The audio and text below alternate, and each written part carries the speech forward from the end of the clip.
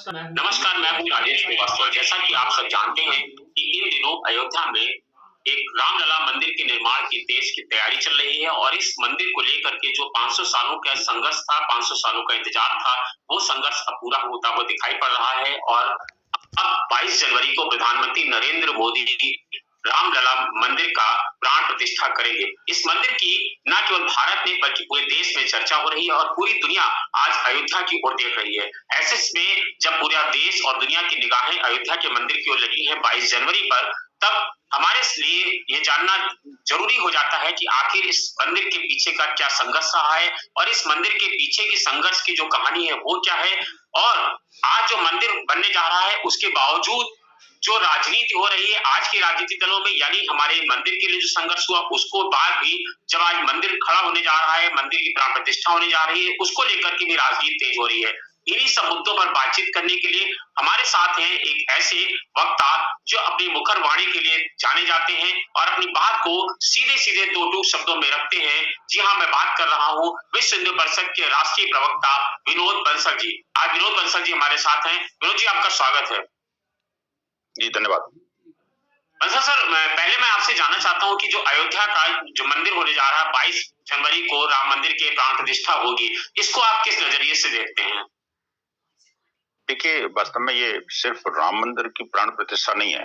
भगवान राम के अपने 500 वर्ष के बाद में 500 वर्ष के अनवरत संघर्ष, 76 युद्ध, 5 लाख से अधिक लोगों का बलिदान और 150 से अधिक वर्ष की कानूनी लड़ाई के बाद में ये सुअवसर देश को मिला है। अपितु ये वास्तव में राम मंदिर नहीं है, राष्ट्र मंदिर बन रहा है। क्योंकि देखिए कि ये जो राष्ट्रीयता का भाव है, बिना राम के इस भारत की कल्पना नहीं की जा सकती। राम इस देश के प्राण हैं, राम इस देश के रग रग हैं, राम इस देश की आत्मा है और इस आत्मा को मारने का प्रयास पिछले अनेक सदियों से किया गया और उसके लिए लेकिन इस देशवासियों ने देशवासियों ने अनवरत संघर्ष किया। न सिर्फ हिंदू अपितु सभी मत पंथ संप्रदायों को जो भारत में जन्मे, उन सबने अपने अपने ढंग से इसके लिए संघर्ष किया, बलिदान दिए और लेकिन कई बार हारे, कई बार जीते। लेकिन इस पुण्य धरा पर अपना जो क्लेम था वो कभी नहीं छोड़ा। वो हमेशा से, वो चाहे मंदिर में मूर्तियां थी कि नहीं थी, आप वहां पर कभी जाने दिया कि नहीं दिया, अब बाहर सीकचों से ही जाके दर्शन कर आए और नहीं तो कम से कम जन्मभूमि ही दर्शन कर आए। तो सिर्फ भूमि की पूजा करने वाला ये जो समाज है, इसने हमेशा से राम की उस जन्मभूमि के प्रति इतना आदर, आस्था, निष्ठा और विश्वास रखा कि उसी का परिणाम है कि आज हमें ये सुखद अवसर देखने को मिल रहा है और इसका जो व्यापक स्वरूप है वो अभी सामने आ रहा है। सर, इस मंदिर के पीछे बहुत सारे लोगों का योगदान है, लेकिन इसे विश्व हिंदू परिषद का कितना योगदान नहीं देखते हैं और ये जो लंबे समय के आप संघर्ष की बात करें, इतना समय आखिर कैसे लग गया मंदिर की प्राण प्रतिष्ठा होने तक? देखिए, बात यह कि 1528 में जब विदेशी आक्रांता ने आकर के हमारे आस्था के केंद्रों को ढहाने का प्रारंभ किया, तो उसने देखा कि ये जो अयोध्या, मथुरा, काशी, ये 3 ऐसे स्थान हैं जहां पर कि भारत की जो अर्थव्यवस्था भी जुड़ी हुई है। क्योंकि भारत की जो अर्थव्यवस्था थी, तीर्थाटन वाली अर्थव्यवस्था थी। भारत के लोग चाहे कहीं जाए ना जाए, लेकिन साल में एक बार तीर्थ के लिए जरूर जाते थे और करोड़ों करोड़ लोग जब तीर्थ के लिए निकलते हैं तो निश्चित रूप से उससे उस क्षेत्र की आमदनी बढ़ती है, उस क्षेत्र का रोजगार बढ़ता है और जो लोगों की आस्था और विश्वास प्रगाढ़ होता है। तो उन्होंने देखा कि सबसे पहले ना आस्था के केंद्रों को खत्म करो। जब आस्था के केंद्रों को खत्म कर दोगे तो लोगों का आस्था विश्वास डिग जाएगा, उसके बाद इसकी अर्थव्यवस्था चरमरा जाएगी और जो कुछ है हम लूट के ले जाएंगे। तो वही बात को ध्यान में रखते हुए उन्होंने अयोध्या, मथुरा, काशी और सोमनाथ वगैरह को सबको उन्होंने लूटा, तोड़ा, ध्वस्त किया। लेकिन क्या हुआ कि उसके बाद में जैसे उन्होंने तोड़ने की कोशिश करी, तभी से संघर्ष शुरू किया और लाखों लोगों ने संघर्ष किया। दुर्भाग्य से एक अवसर आया था कि भाई 1947 में जब हमारा देश आजाद हुआ तो लोगों को लगा यार कम से कम अब तो इनको मुक्ति मिल जाएगी और अब ये जो पूज्य स्थल है, पवित्र स्थल है, आस्था के केंद्र हैं, वो हिंदू समाज को वापस मिल जाएंगे। लेकिन दुर्भाग्य से वो भी नहीं मिल पाए और अंततोगत्वा हमारी जो अंग्रेजी तो चले गए लेकिन अंग्रेजी मानसिकता नहीं गई। जो बाबरवादी सोच है वो अभी भी कुछ लोगों को दिलो दिमाग में भरी रही। इसीलिए हमें कानूनी लड़ाई लड़नी पड़ी। हम भारत के लोग चूंकि कोई कानून और धर्म सम्मत बात करते हैं, धर्म के मार्ग पर चलते हैं, इसलिए हमने हिंसा का मार्ग नहीं अपनाया। नहीं तो आप देखिए विश्व का कोई भी एक देश कोई नहीं बता सकता जिसके बहुसंख्यक समाज के सबसे बड़े आराध्य देव और वो स्वयं कानूनी लड़ाई लड़ करके और अपनी जन्मभूमि की मुक्ति के लिए वो दावा किया उन्होंने, हालांकि जीते, लेकिन ये अपने आप में अनूठी बात है। तो रामलला विराजमान स्वयं केस लड़े और फिर उसके बाद में माननीय सर्वोच्च न्यायालय से न्याय प्राप्त किया। आप देखिए, लेकिन इसके लिए कितना संघर्ष करना पड़ा। तो कितने लोग थे जो हमारे अपने ही थे जो राम जी के विरोध में खड़े हो गए, कितने लोग थे जो कि राम जन्मभूमि के विरोध में खड़े हो गए, वकीलों की फौज लगा दी, उनको लगा यार अगर राम जन्मभूमि मुक्त हो गई तो हमारा राजनीतिक धरातल खत्म हो जाएगा, तो उस चक्कर में उन्होंने सारी ताकत लगा दी। लेकिन क्योंकि अंततोगत्वा धर्म की विजय होती है, राम की विजय होती है।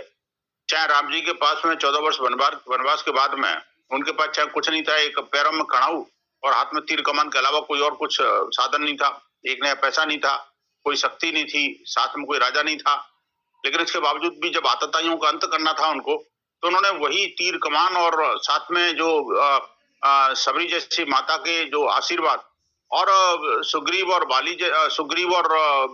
शेष वहां के जो वनवासी जो समाज थे, उस समाज को साथ में लेकर के उन्हीं संसाधनों के साथ में उस शक्तिशाली राजा के साथ विजय प्राप्त करी, जो कि विद्वान भी था, शक्तिशाली भी था, साधन संपन्न भी था और हर तरह से जो कहते हैं सोने की लंका थी। लेकिन उसके बावजूद भी सोने की लंका को ढाने वाले राम थे, क्योंकि राम के साथ धर्म था, राम के साथ भगवान थे। तो ये कारण था और हमारे साथ भी यही हुआ। जब हमने कानूनी लड़ाई लड़ी तो हमने देखा कि एक तरफ कानूनी लड़ाई, दूसरी तरफ जन आंदोलन। जब 1984 में विश्व हिंदू परिषद ने जब ये जन आंदोलन अपने हाथ में लिया, तो आप देखिए कि उस आंदोलन के विभिन्न चरणों में 84 से लेकर के 92 तक मात्र 8 वर्ष में विश्व हिंदू परिषद ने वो आंदोलन को कहां से कहां पहुंचा दिया, शीर्ष पर पहुंचा दिया। और अंततः ये हुआ जब देश की राजनीतिक सत्ता अपने कुकर्मों से नहीं डगमगाई, तो हिंदू समाज ने खुद ही कहा कि भाई अब हम ही अपना इस पापी के पाप का कलंक का अंत कर देते हैं। तो 6 दिसंबर 1992 को उस कलंक को अपने बाबरी नामक कलंक को अपने हाथों से ही ढहा दिया लोगों ने। और फिर उसके बाद में 92 से लेकर के और 2019 तक जिस तरह की कानूनी लड़ाई वापस चली, तो 2010 में देखा हमने इलाहाबाद हाई कोर्ट का निर्णय आया, उसके बाद में 2019 में माननीय सर्वोच्च न्यायालय के सर्वसम्मत फैसला आया। तो ये एक बड़ी न्यायिक लड़ाई थी। जो आंदोलन हुआ, हमारा 16.5 करोड़ लोगों ने उस आंदोलन के विभिन्न चरणों में भाग लिया, जिससे विश्व का सबसे बड़ा आंदोलन बना। और अब जब हमने पिछले साल जो निधि समर्पण अभियान किया था 15 जनवरी 2021 से लेकर के और 28 फरवरी 2021 तक, हमने 44 दिन के इस निधि समर्पण अभियान में देश के 13 करोड़ परिवारों को 63 करोड़ देशवासियों से संपर्क करके हमने 3300 करोड़ रुपए राम जन्मभूमि के लिए एकत्र किए। वो भी उस समय जब आपको याद होगा राजेश जी की जब देश कोरोना के कालखंड से गुजर रहा था, लोगों के घर में खाने को दाने नहीं थे, लेकिन उसके बावजूद तो लोगों ने दिल खोल के दिया और बुला के दिया, पैर धो करके और स्वागत करके दिया। तो वही स्थिति जो है ना अब कमोबेश अब आ रही है। वो जो लोगों का विश्वास सन 92 का जो मंजर था, जब भावजी मस्जिद ढाई गई थी, तब मैं सहारा अखबार में था और वहां का जो मंजर था वो देख के कभी नहीं लग रहा था। क्या आपको उस समय ऐसा लग रहा था कि हम लोग अपने आंखों से राम मंदिर का निर्माण होते हुए देख पाएंगे? उस समय की क्या आपके अनुभव चल रहे थे और आज आप क्या उस अनुभव को देख पाते हैं? देखिए राजेश जी, आपने ठीक कहा, न सिर्फ 6 दिसंबर 1992 लेकिन 92 से लेकर के 2019 तक भी हमें कोई आशा अपेक्षा नहीं थी। लेकिन हम तो चूंकि राम का काज था, राम जी करवा रहे थे, राम जी कर रहे थे, हम तो सिर्फ एक निमित्त मात्र बनकर के हनुमान जी की तरह लगे हुए थे कि भाई हनुमान जी ने कहा कि राम जी ने कहा है मुझे तो जाना है लंका, तो मैं चला जाता हूँ, वहां जाकर के अपनी बुद्धि और मति के हिसाब से उसमें निर्णय लेता हूँ और जो कुछ है राम जी को समर्पित कर देता हूँ। अब देखिए, एक बार एक बैठक हुई दिल्ली प्रांत के अंदर, जो वहां पर माननीय अशोक सिंघल जी उस बैठक को ले रहे थे। दिल्ली के सभी धार्मिक, सामाजिक, सांस्कृतिक संगठनों के लोग थे।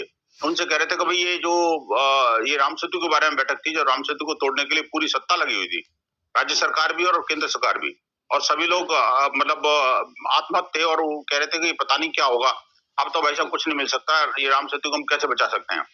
तो माननीय अशोक सिंघल जी ने एक बात कही, जब सब लोग देखे, सब लोग निराश हैं, तो उन्होंने कहा भाई देखो, ये बताओ कि सेतु किसने बनाया था? तुमने बनाया था? बोले नहीं। बोले राम जी बनाया था। तो बचाने वाले कौन है? राम जी। तो अभी जो तोड़ने वाला कौन है? शैतान। ये शैतानों पर विजय प्राप्त करने वाला कौन है? राम जी। तो तुम कौन होते हो? तुम चिंता किस बात कर रहे हो? भाई वो तो राम जी करने वाले हैं, राम जी करवा रहे हैं, राम जी कर रहे हैं, आपको तो निमित्त है, आप आगे बढ़ो, सब ठीक होगा। पूज्य संतों ने कहा है कि हनुमान शक्ति का जागरण करना है, और हमने हनुमान शक्ति का जागरण किया, जगह जगह हनुमान चालीसा का पाठ किए। राजेश जी, उसका जो ज्वर उठा, वो जो व्यापक ज्वर उठा, उसके कारण जो है ना, वो सत्ता ढह गई एक दिन के अंदर ही। एक दिन के अंदर जब यह दिल्ली के रोडी में और 3 लाख लोगों की गैदरिंग इकट्ठी हुई, तो और सिर्फ नॉर्थ इंडिया की, तो उसके बाद उसी दिन सोनिया को स्टेटमेंट देना पड़ेगा कि हाँ जी हमने गलती करी, राम तो हुए नहीं, राम जो है इसके बारे में हमने सुप्रीम कोर्ट में हलफनामा दिया हुआ है, वो गलत किया है। तो सत्ता को हिलाने वाला भी ये समाज है।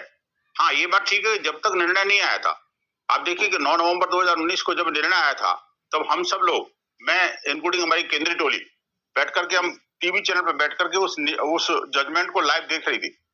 उस समय भी भगवान से हाथ जोड़ के प्रार्थना कर रहे थे, हे प्रभु अब तुम मुक्ति दिला दे, हे प्रभु अब तुम मुक्ति दिला दे। लेकिन मैं कहता हूं कि वो जो भावुक क्षण था, भगवान ने हमें वो अपना कीर्तिमान दिया, लेकिन फिर भी राजा जी हमने कभी नहीं कहा कि ये काम हमने किया या विश्व हिंदू परिषद की विजय है, कभी नहीं। हमने इस बात को कभी नहीं लिया। देखिए, ये तो हिंदू समाज की विजय है, ये विजय उन लोगों की है जिन्होंने बलिदान दिया, ये विजय उन लोगों की है जिन्होंने, जिनके आशीर्वाद से हम सब आगे बढ़े, उनकी प्रेरणा हमें हमेशा से ऊर्जावान बना के रखी।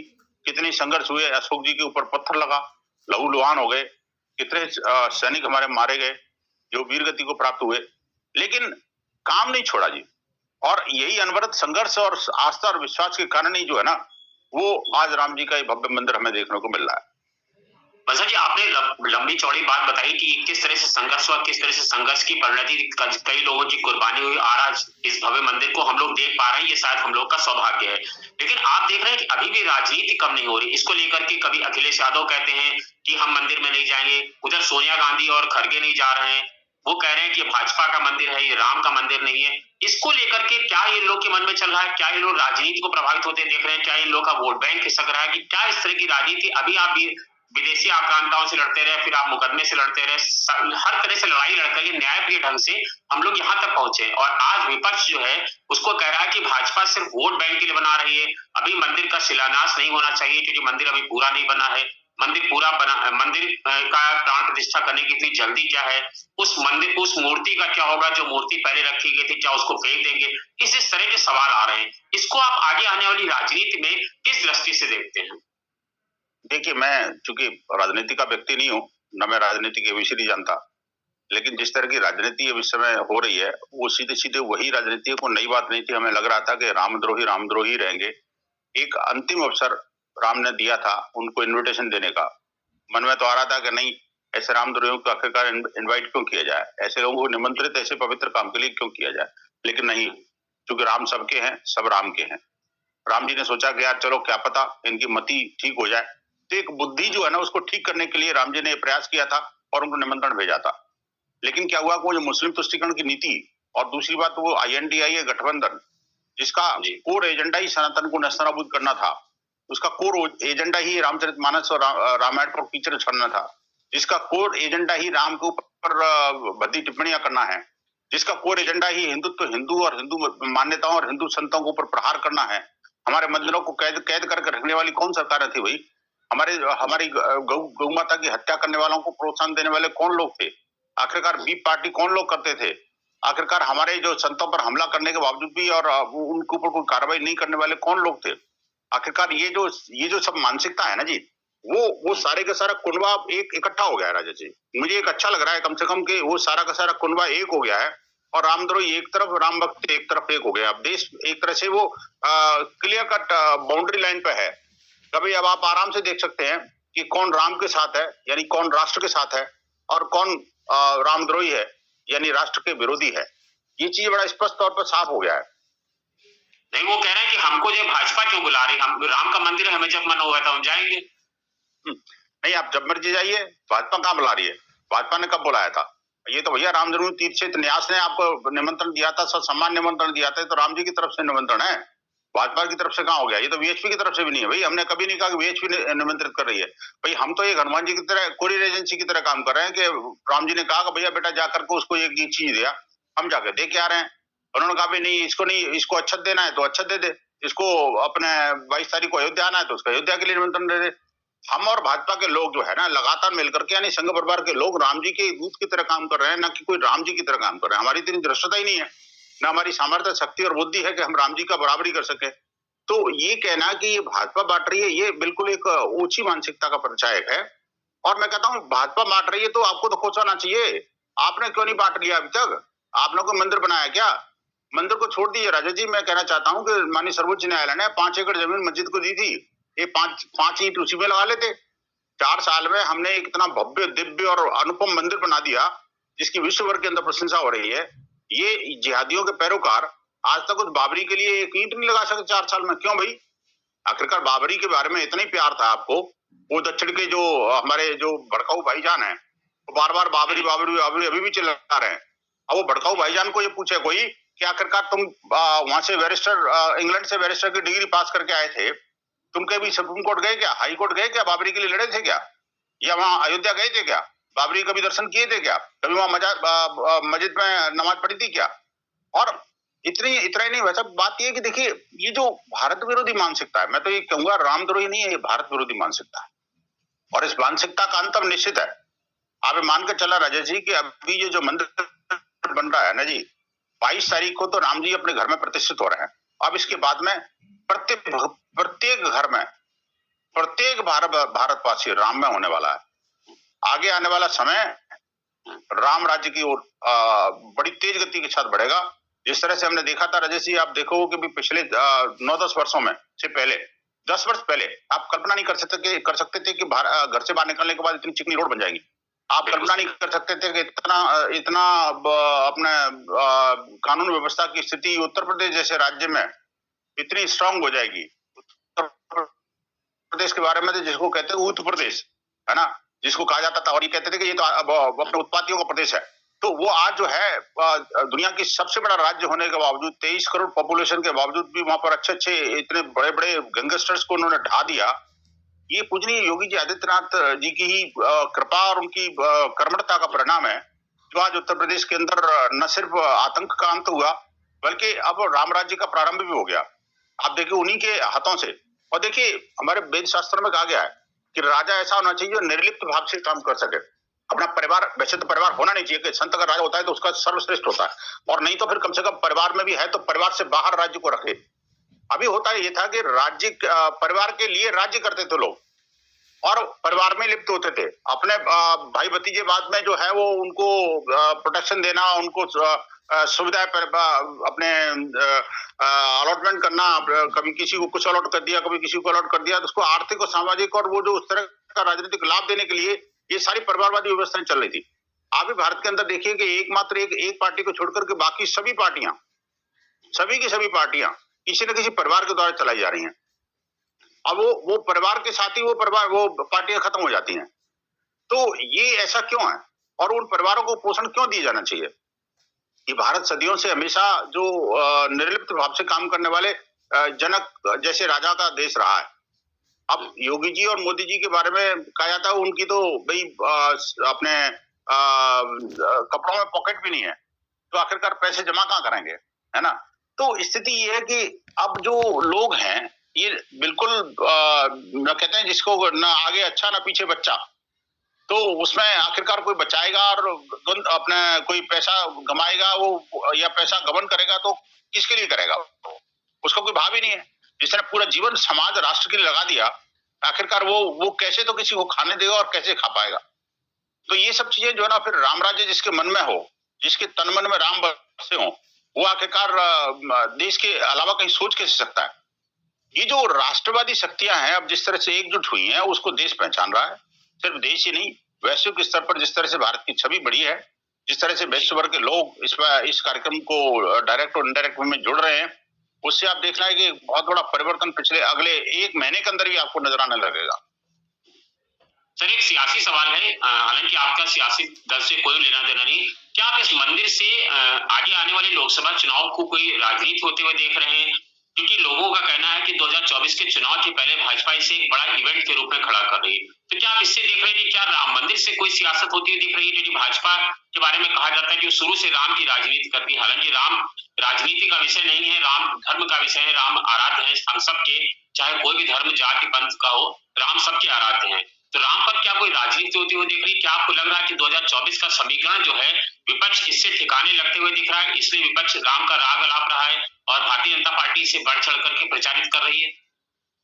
देखिए राजेश जी, मैं पुनः कह रहा हूँ कि मेरी राजनीति में कोई रुचि नहीं है, समझ भी नहीं है, लेकिन हाँ इतना जरूर है, चूंकि राम जन्मभूमि के माध्यम से मैं भी थोड़ा थोड़ा समझ रहा हूँ, क्योंकि हमने जब से राम जन्मभूमि का आंदोलन प्रारंभ किया तब से लेकर के आज तक, तब से लेकर आज तक इस पर राजनीति होती रही है। राजनीतिक लोगों ने हर एक डिसीजन को राजनीतिक चश्मे से देखा है, चाहे वो आपसी बैठ करके बातचीत का सिलसिला हो या कोर्ट में प्रोसीडिंग्स की बात हो, चाहे इलाहाबाद हाईकोर्ट के वर्डिक्ट के बाद में सोनिया गांधी का वो स्टेटमेंट कभी हम इसको मामले को सुप्रीम कोर्ट लेके जाएंगे, तो ये जो चीजें हैं ना वो, और या फिर सुप्रीम कोर्ट में जाकर के जिस तरह से 2 दर्जन वकीलों की फौज कांग्रेस ने लगाई थी और ये कहा था कि 19 से चुनाव से पहले आप इसको निर्णय मत देना, इसको सुनवाई क्यों शुरू कर रहे हो। सुनवाई शुरू करने से ही उनको परहेज होता था, उनको लग रहा था कि अगर ये निर्णय स्पष्ट है, राम जी का देश है, राम जी के फेवर में निर्णय आने वाला है, राम जी का फेवर में निर्णय आते के साथ ही हमारी जो रावणवादी बाबरवादी मानसिकता है वो सारी परास्त हो जाने वाली है।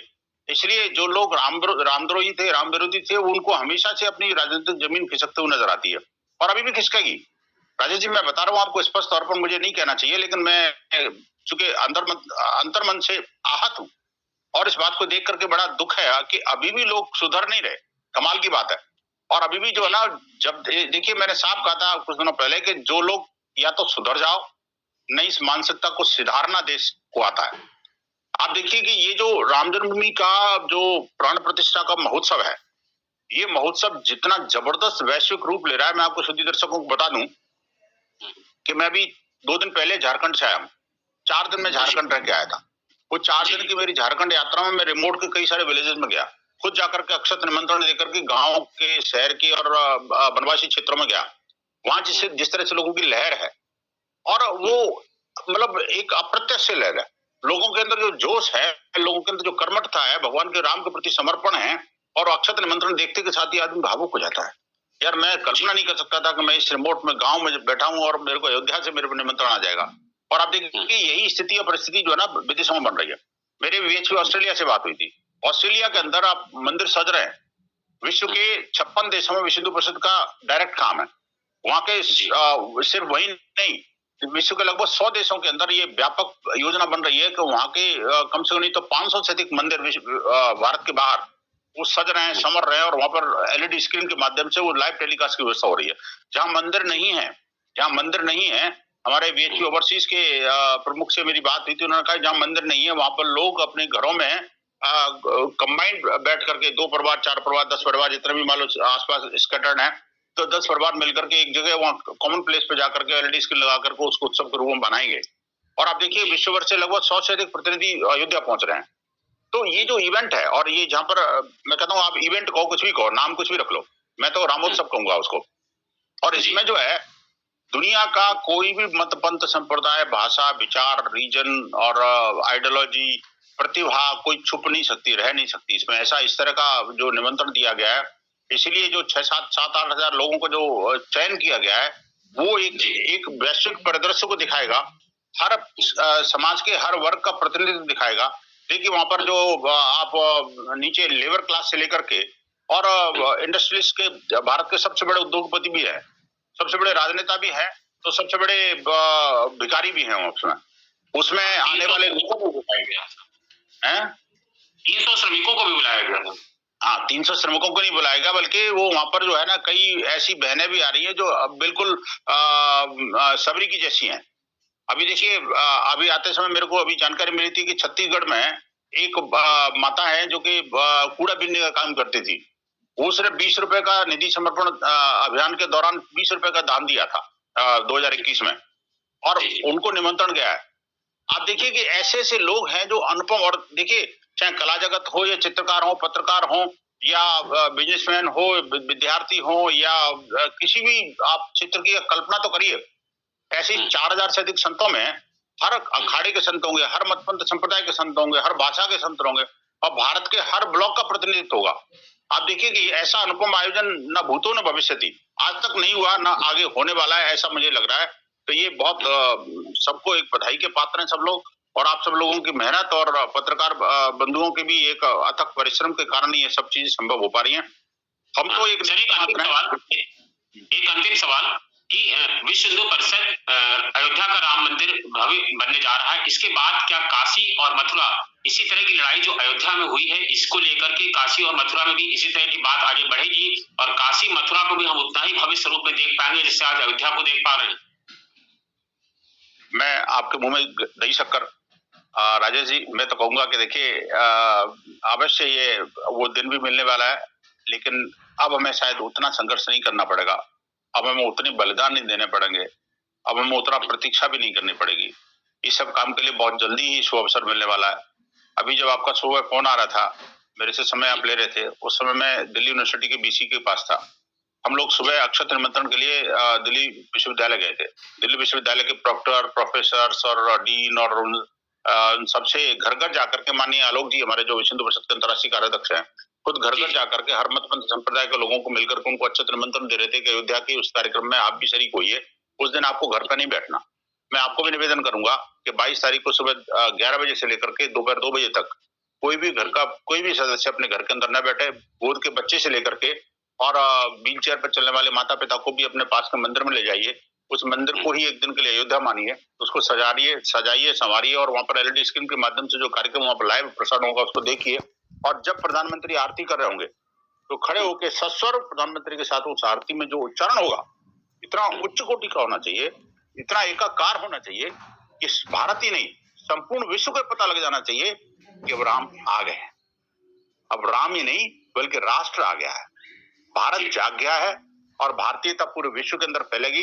प्रणवंत विश्वमार्यम का जो संदेश था और वसुदेव कुटुंबकम का जो जयनाद है, हम जगत के कल्याण के लिए काम करने वाले वो लोग हैं जो सर्वेभवन्तु सुखिनः सर्वे सन्तु निरामया की बात करते हैं।